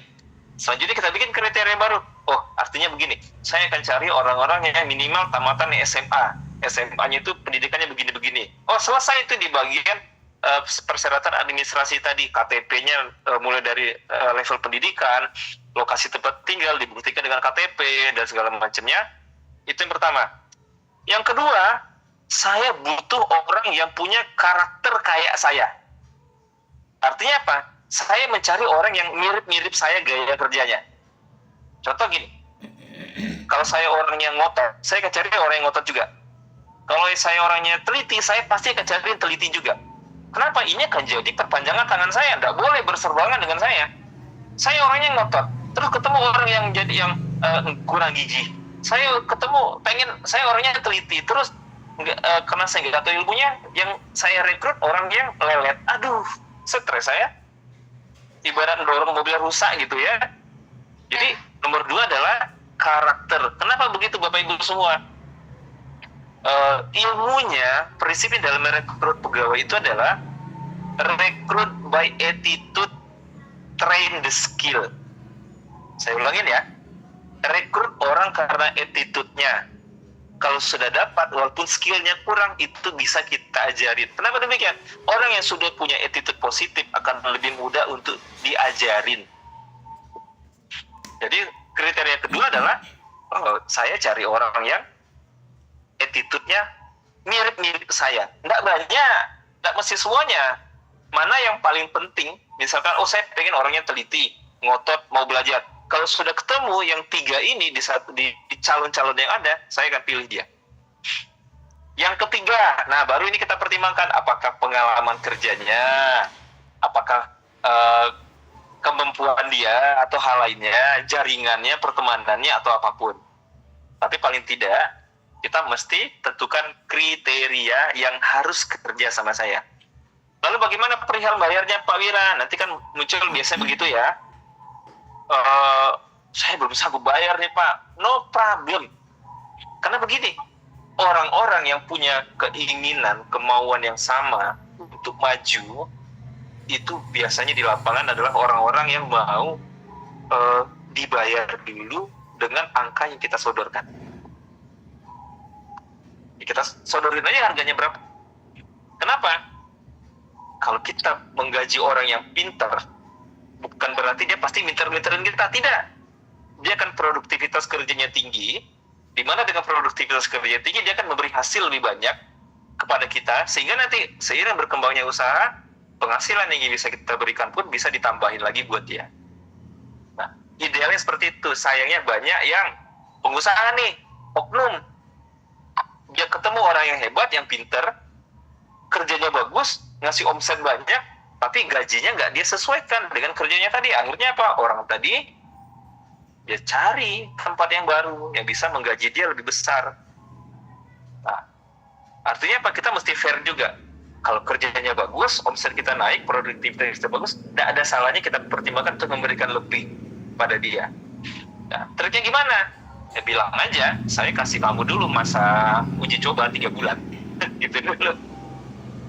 Atau gimana lagi Pak Wira cara kerjanya? Bisa jadi kita menggaji orang itu by project, berdasarkan project, misalkan seperti itu. Ini contohnya ibu-ibu yang catering nih, dapat catering banyak, ya udah cari orang, nanti dibayarnya berdasarkan cateringnya tadi. Lepas catering projectnya, ya sudah, orangnya nggak kerja lagi sama kita, paruh waktu jadinya, bisa seperti itu. Nah, jadi kunci bagaimana kita bisa mendelegasikan yang baik, mulailah dari perekrutan yang tepat. Itu aja. Kenapa? Ini dasarnya apapun itu. Rekrut salah, pasti kesininya salah semua. Stres yang ada. Begitu. Iya. Terima kasih Pak Wira. Oke Bu. Ya, saya mau ke ruang chat dulu ya. Tadi ada ke ruang chat dulu Bapak. Benar banget Pak. Di awal saya cari pegawai yang pintar, tapi karena attitude-nya tidak baik, jadi saya yang dipintarin. Iya. Akhirnya saya cari pegawai yang pendidikan minimal SMA, attitude-nya baik, lebih mudah mengarahkan dan bisa dipercaya. Oke. Begitu. Oh ya, satu lagi tentang rekrut pegawai, mesti tegas Bapak Ibu. Mesti tegas. Saya punya, kalau di tempat saya, tetangga saya kiri kanan kan ini, mohon maaf, ini etnis China semua ya, China semua. Saya perhatikan bisnis mereka bagus dan jalan lancar, dan saya perhatikan pegawai mereka pun bukan yang sekolah yang keren gitu enggak, tapi kok mereka loyal ya sama bosnya. Dan saya perhatikan satu tipsnya adalah mereka itu, teman-teman tetangga saya ini tegas dengan pegawainya. Nah, kalau saya pribadi menerapkan prinsip begini, satu hal yang nggak bisa saya tolerir adalah uang. Walaupun dia orangnya soleh, baik, pintar, attitude bagus, tapi kalau sekali saja sudah mencuri sama saya, pasti saya pecat. Itu karena saya punya kriteria apa? Saya mau punya orang yang jujur sama saya, gitu. Nah, seperti itu. Jadi, ya, kita balik lagi ke ruang chat. Saat ini saya sedang dilema antara terus maju dengan ilmu yang masih kurang atau nambah lagi ilmu dengan bekerja di usaha yang sejenis. Untuk ini balik ke kita ya, Karima Fashion and Craft. Ada masanya kita memang harus ngambil jeda, tapi bukan berarti membunuh mimpi kita. Oke, saya ulangi ya. Ada masanya kita memang harus mengambil jeda, tapi bukan berarti membunuh mimpi kita menjadi pengusaha fashion sukses. Tidak. Usaha kita mungkin perlu dibikin koma dulu. Orang koma kan belum meninggal. Usaha kita perlu dibikin koma dulu. Jangan disuntik mati, dibikin koma aja dulu, atau dipospon, ditunda dulu. Tapi kita tentukan berapa lama aku harus pospon atau menundanya. Nah, di masa pospon atau masa menunda tadi, kita boleh tuh berguru lagi, bekerja lagi, atau mencari apa yang kemarin kurang, sehingga nanti ketika waktunya tiba, yang kemarin kita bikin koma atau kita tunda, kita panaskan lagi mesinnya, kita start lagi, masukin gigi 1, gas, jalan lagi, boleh.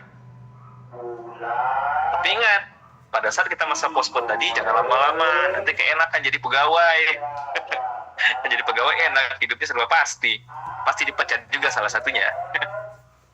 Oke. Siapa lagi nih, Mbak Cecil? Mungkin ini Ibu Nano kini. Bu Nano dia Bu boleh Bu Nano dia, Bu Karno Home Kitchen Jember, monggo Bu. Boleh dinyalain dulu mic-nya Bu. Wah, saking semangatnya lupa nyalain mic ya. Sudah. Sudah Bu. Terima kasih Mas Wira waktunya. Yo. Ini saya kan mau tanya tentang skala prioritas tadi. Kan saya itu kan UMKM kecil ya. Semuanya dikerjakan sendiri, masih ada delegasi tapi cuma buat kirim-kirim aja. Itu ada waktu itu ada deadline yang harus saya selesaikan pekerjaan yang tidak bisa saya nyuruh orang untuk menyelesaikan. Tapi di waktu-waktu genting itu ada calon pelanggan yang insya Allah besar itu datang ke rumah dan mau ditemui langsung oleh saya. Jadi gimana ini? Enaknya itu saya menyelesaikan pekerjaan yang sudah harus dikirim atau saya menemui calon pelanggan ini? Gimana kalau menurut Mas Wira? Kalau saya jadi ibu, itu kan Eman ya. Eman kan ini calon pelanggan yang ya insya Allah besar juga nanti ngambilnya gitu. Iya. Menarik ini ya. Kalau saya jadi ibu Bu, yang ikan paus gede tadi saya temuin.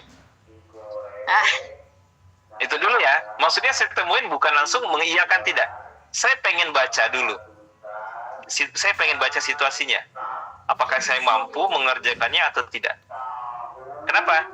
Namanya kita pengusaha, ketemu orang, apapun judul pertemuannya, di kepala kita harus ada kalkulasi soal uangnya, strateginya, jalannya, bagaimananya.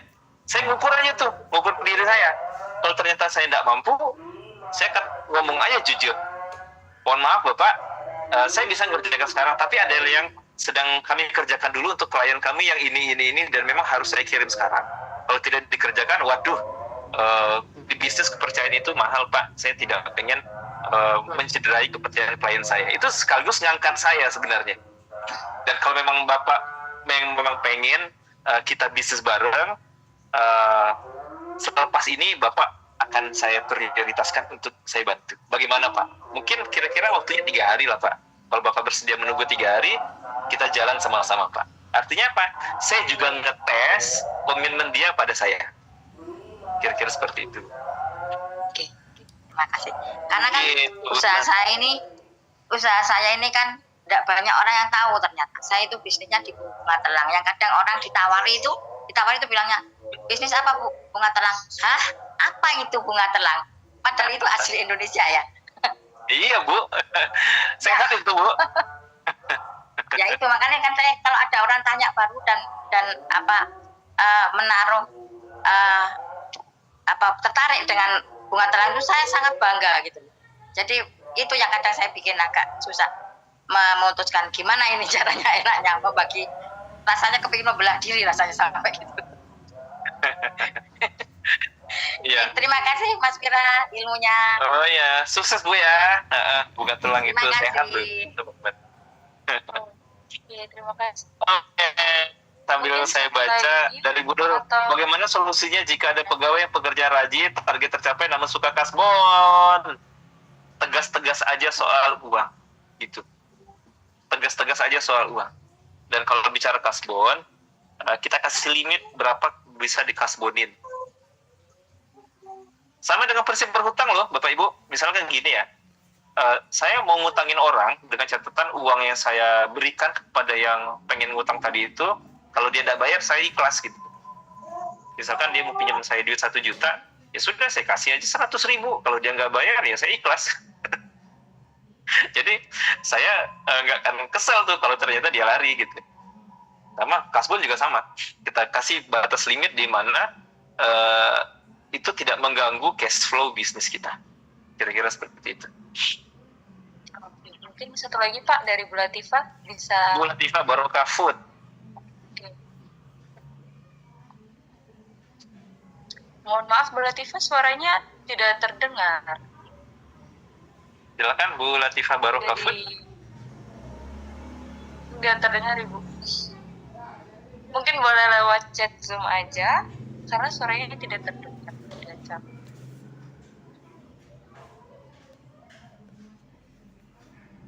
Oke, mungkin ini Pak dari chat Zoom ada dari Bu Neni ini, bagaimana mengatasi delegasi yang sudah bekerja lama, tiba-tiba dia membuat apa yang kita kerjakan, nah itu, bagaimana itu Pak?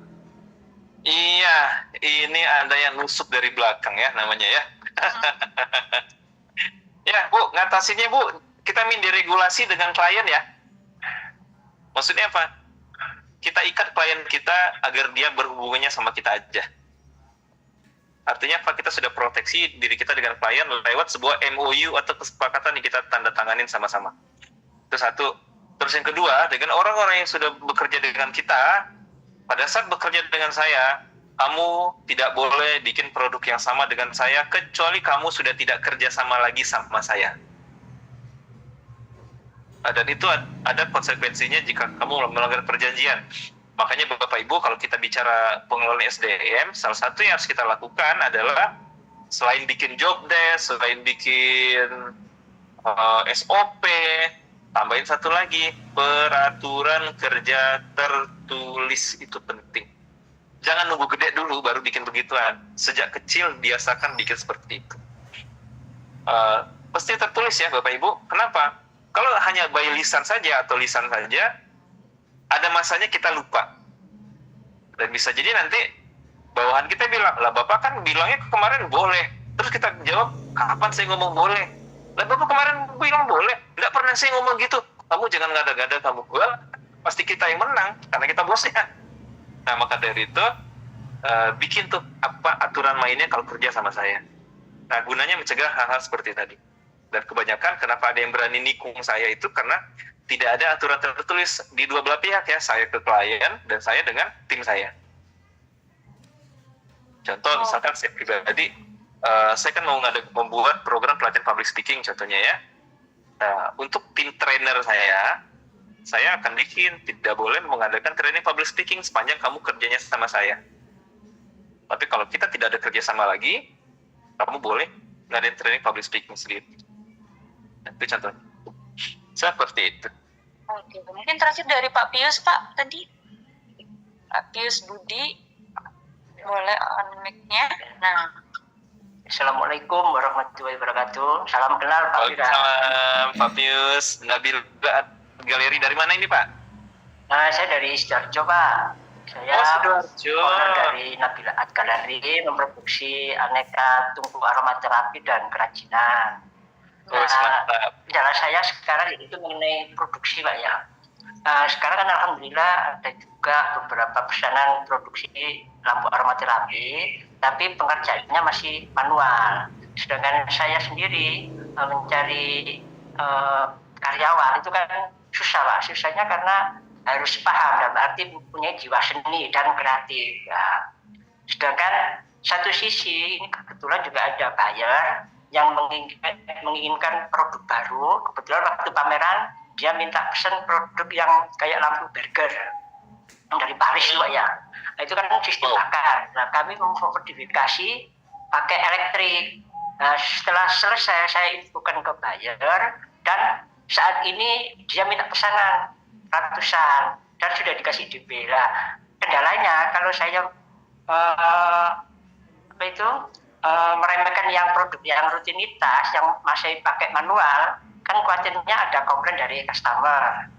Sedangkan kalau pakai jasa biayanya terlalu mahal karena kita belum punya mesinnya Pak. Kita harus pergi jauh ke Surabaya untuk penjasaannya dan APP-nya juga lebih mahal. Nah, kira-kira mana yang saya utamakan dengan buyer yang sudah ngasih DP tadi dengan yang rutinitas yang sudah saya pakai. Oke, nah pertanyaan saya begini Pak Pius. Ya. Mana yang jadi yang memberikan Pak Pius pemasukan yang rutin? Iya, itu yang rutinitasnya Pak. Tapi banyak kan peluang besar karena belum ada kayak kompetitor yang seperti produk saya gitu. Kan sangat diharapkan juga. Oke. Artinya kan kita pengen hubungan jangka panjang dengan buyer besar ini Pak ya? Iya. Dengan kondisi seperti ini, Bapak lakukan lagi hitung-hitungan di kertasnya Pak, terkait penambahan jasa pegawai baru, pos produksi kalau bikin di tempat lain atau mesin yang lain. Nggak apa-apa Bapak pertama ini dapatnya dikit dulu tanpa harus korbankan yang sudah ada, karena kita pengen hubungan jangka panjang. Karena terkadang di bisnis itu buat Bapak Ibu semuanya di awal-awal nggak masalah, saya dapat untungnya kecil dulu tapi ada buat saya. Yang penting yang baru ini saya dapatin kepercayaannya, sehingga apa, kalau dia sudah percaya, apalagi misalkan customer ini punya nama, punya reputasi, dia bisa cerita ke teman-temannya lagi. Nanti kalau dia puas, dia pasti akan berefek domino tuh, dan akan datang ke saya. Kita mancing uang pakai uang. Boleh begitu Pak, tidak masalah Pak. Yang penting Bapak jangan boncos. Itu aja. Iya. Ingat, di bagian mengelola risiko pekan lalu, pebisnis yang termasuk orang yang jago kelola risiko adalah dia berpikirnya jangka panjang. Dia berpikir hari ini tapi besok. Nggak masalah hari ini dapatnya dikit, tapi jelas itu efeknya jangka panjang. Kira-kira seperti itu. Kenapa demikian? Ini salah satu lagi ya tentang Bapak Ibu bicara pelanggan. Kita jangan memandang pelanggan kita itu dari sisi hitung-hitungan uang saja, tidak. Tapi kita mesti lihat ini, pelanggan saya ini ya, yang nempel sama dia itu siapa aja, circle-nya, dia mainnya di mana, reputasi dia kayak apa. Jadi kalau saya dapatin satu, saya bisa dapatin yang mirip-mirip dia lagi 2, 3, 4, 5, 6, kira-kira begitu. Contoh, ketika saya beralih klien ke BUMN, saya dapat satu order dari BUMN yang besar di Indonesia. Ternyata mereka puas dengan layanan saya. Selanjutnya apa yang terjadi? Terjadi efek getok tular. Saya bilang saya pernah kerjasama dengan BUMN ini ketika ketemu BUMN yang lain. Namanya BUMN, mereka saling koneksi. Dia nanya tentang saya ke ini. Bilang ya, akhirnya jadi klien saya lagi nih. Menular aja begitu seterusnya. Nah, kira-kira seperti itu. Gitu Pak Fies. Contohnya ini pakai manual ini, pakai gergaji tangan biasa ini. Iya. Rapi ya? Iya. Mantap Pak. Jadi harus punya jiwa seni. Memang susahnya mencari karyawan kerajinan itu susah. Kalau yang ini terbaru Pak, jadi kayak lampu burger Paris, jadi mengeluarkan asap tapi nggak pakai api. Yang ini. Wow. Ya. Mantap Pak. Ya. Dari listrik Terima itu kasih, berarti Pak, ya Pak ya? Ya, terima kasih Pak Pius. Nah, mungkin waktunya sudah selesai nih Pak untuk sesi tanya jawabnya. Terima kasih buat yang sudah nanya tapi belum terjawab. Nanti pertanyaannya bisa kita tulis di nilai keaktifan. Terima kasih buat Pak Wira atas materinya. Oke, teman-teman. Terima kasih buat semuanya yang hari ini udah pertanyaan masuk yang saya lihat di ruang chat tapi tidak tercover ya. Wah, saya ingin banyak ya Pak ya, antusiasnya ya Pak ya. Luar biasa ini Mbak. Iya, saya dikeroyok pertanyaan ini Pak jatuhnya. Oke, kalau gitu sebelum diakhiri boleh semuanya on kamera dulu. Boleh dibantu dulu Ya. Kita minta respon teman-teman ya. Mohon bantuannya. Oh iya, responnya Satu dulu. Oke, positif respon. menarik dari sesi kita siang Hari ini. ini. Dari sesi kita siang ini adalah mohon bantuannya untuk ditulisin di ruangan chat ya. Saya pengen buat feedback juga buat kita semua. Oh, Persilakan. ya, boleh ditulis di kolom chat Atau hari ini positif gimana dari sesi kita siang ini suasananya. adalah Oke. harus menjadi UKM produktif. Terima kasih dari Bu Rosita. Ini banyak banget pertanyaannya. Wow. Iya, banyak banget nih Pak. Boleh Bapak Ibu mau kasih feedback, manajemen waktu ternyata sangat penting, Pak. Oh iya, penting banget.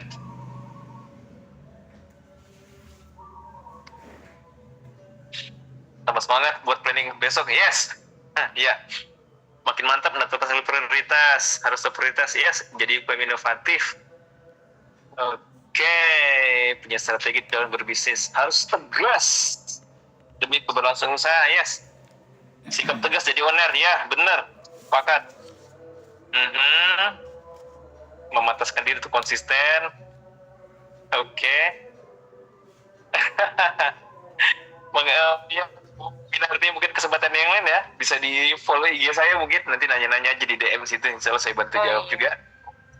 IG-nya Pak Wira mungkin yang belum tahu Pak, bisa di ini ke peserta. Ya, IG saya di @wiraramli.salestrainer. Monggo Bapak Ibu bisa di follow Pak Wiranya nih, udah ada IG-nya nih. Lebih enak itu dikejar duit sama omset ya Bapak Ibu ya, daripada dikejar prioritas, pusing nanti. Betul. Wah, gercep Pak, udah ada yang udah follow nih Pak. Iya, makasih banyak. Insya Allah nanti saya balas ya. Boleh Mbak, kita langsung foto-foto. Oke, siap. Untuk semuanya bisa di on kamera semuanya.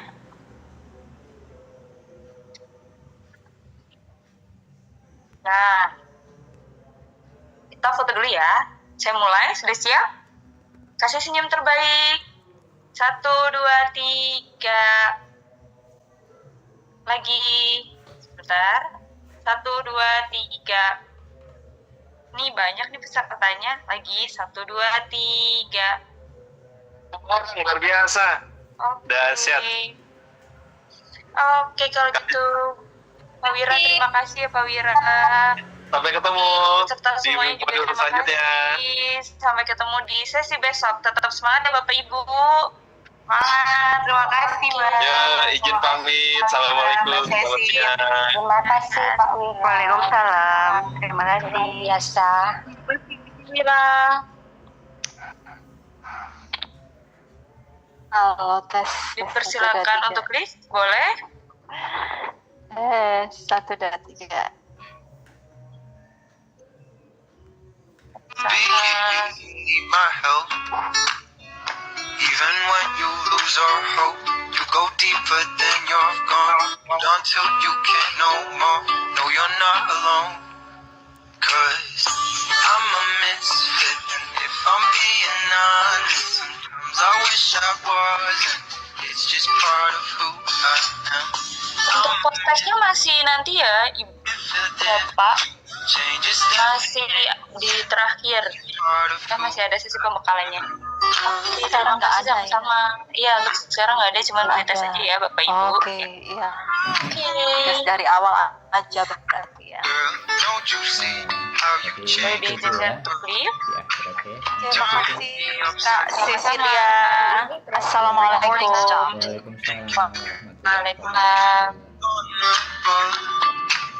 Can't you see our love? Hari ini berarti sudah selesai Kak ya? Iya, sudah selesai Ibu.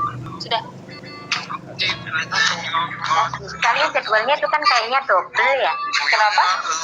Jadwal yang di-share itu kayaknya ada jam 13 sampai 14.30, terus ada jam 14 sampai 16.30 gitu kalau nggak salah. Double ya? Saya dulu ya Ibu. Iya. Make you feel different. Change its definition. It's just part of who I am.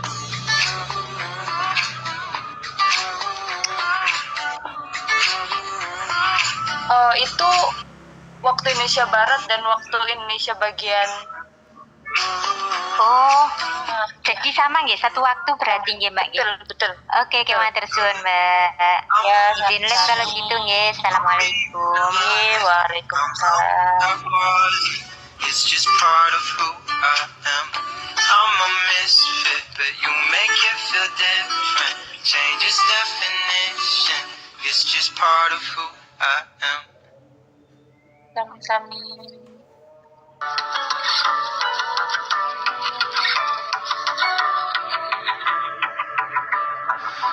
100 billion stars in the galaxy.